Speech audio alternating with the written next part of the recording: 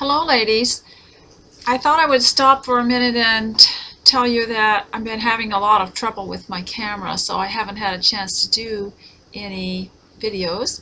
And I would like to talk a little bit about visiting and how I grew up visiting and went with my mother and father to visit people. And it wasn't because they were lonely or because they were needy or had problems.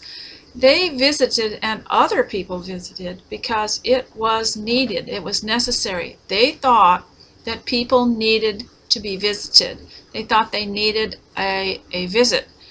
And this is an entirely different dynamic that I believe a lot of people will be unable to understand it.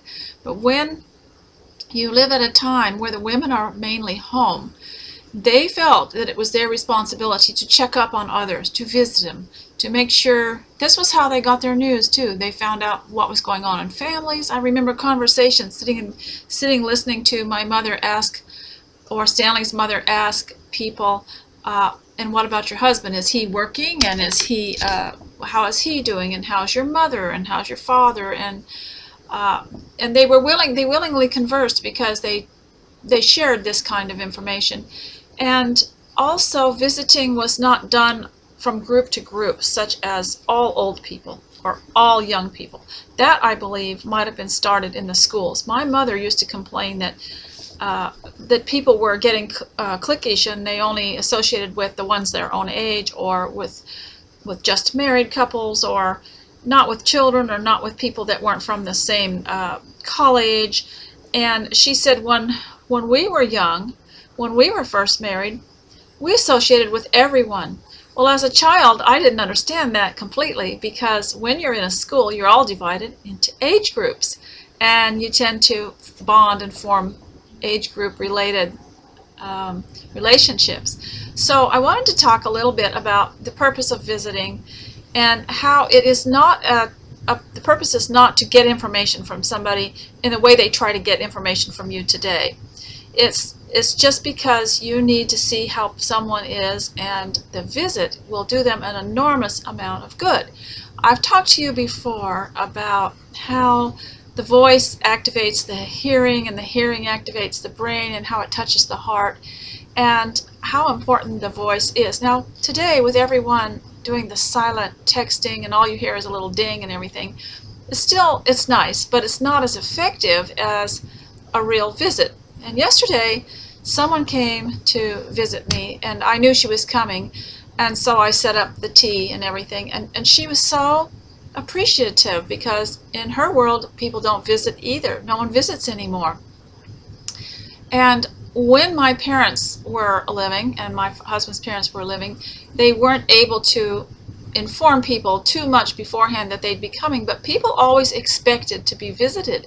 In fact, many of you can remember your mother saying, "We need to get the house cleaned up in case someone comes," or, pick that up because in case somebody drops by, we don't want them to have it be hard for them to enter the house, so let's clean it up.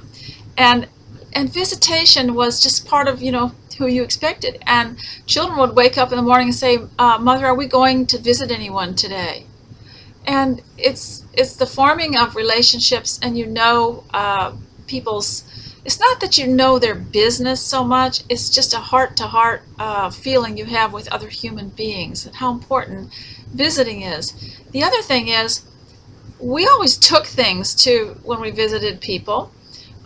We lived on the homesteads in Alaska, and people were apt to box up all the books and magazines they didn't want anymore, that they had spent the winter reading, and pass it on to the next homestead.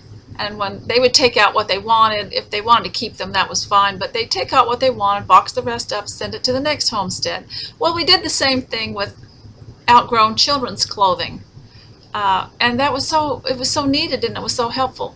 In the summer, when we visited, my mother would dig up a little strawberry plant and take to somebody, help them with their strawberry garden, or something else from the garden, or produce that she would put in and we actually had them in baskets. We took our baskets back, but we took it in a basket.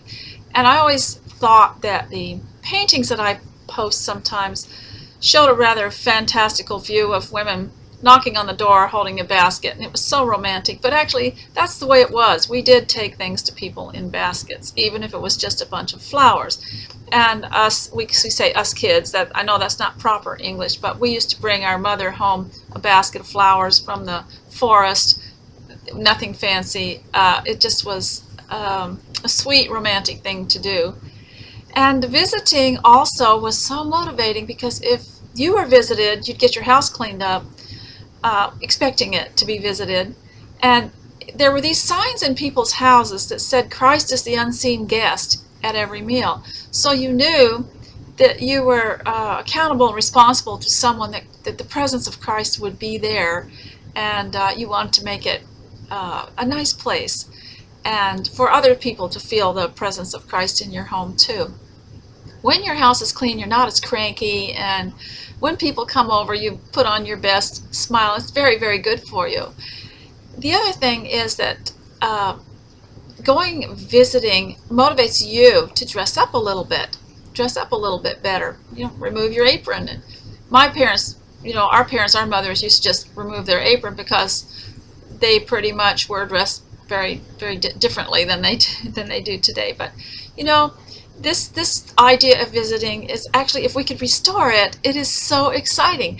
Children need to sit around a table or in a living room with adults and learn how to visit, learn how they answer back, learn how to talk back and forth, learn how to take the last statement someone made and make a remark on it, so that it looks like you are interacting with them. It sounds like you're giving good feedback and forth. And a lot of people don't know how to do that, and our telephone conversations are a disgrace. And a lot of it is because we haven't spent a lot of time visiting with people, and the children don't pick up on how this is done. So include in your life a pattern of visiting. It is difficult, I think, today to find people to visit, or anybody who even understands it anymore. If you say, I'd like to drop by, they say, oh, what for? And they're so stunned. So we need to revise this in some way, so that we can get back into visiting, and so that people will benefit from all the good that it does. And the Bible says, so far as it is in you, do good to all mankind. And so this is a good thing to do. We need to care about our friends, our neighbors. And I have had over the years women who's lost their children because their children have moved away, or lost their parents, and they are engulfed with this extreme loneliness. And they will call and say, Lydia, can I come over? And I, without one blink of an eye, will say yes. And then after they hang up, from the time the 10 to 15 minutes it takes them to get to my house, I'll do some quick crisis cleaning. But the important thing is to say yes. At that point, their need is so strong to visit that they don't care what your house looks like. I even had a woman drop by once when I had just moved in, and I hadn't even unpacked my boxes. There was nowhere to sit. She dropped by. She had heard that we had moved in, and she brought a card table. She opened it up and set it out. She even brought hot water in thermoses.